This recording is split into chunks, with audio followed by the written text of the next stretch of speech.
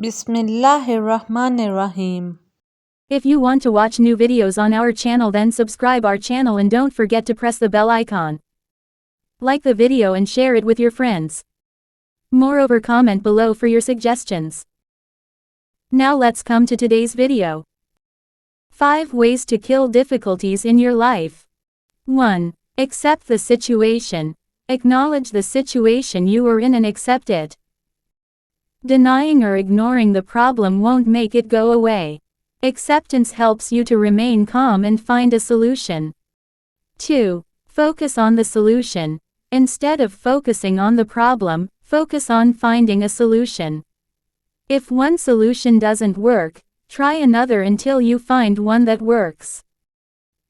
3. Seek help. Don't be afraid to seek help. Talk to someone you trust, such as a friend, family member, or therapist. They can offer you support and advice. 4. Take care of yourself. Deal with stress by doing things you enjoy, such as exercising, meditating, or spending time in nature. 5. Learn from your experience. Every difficulty is an opportunity to learn.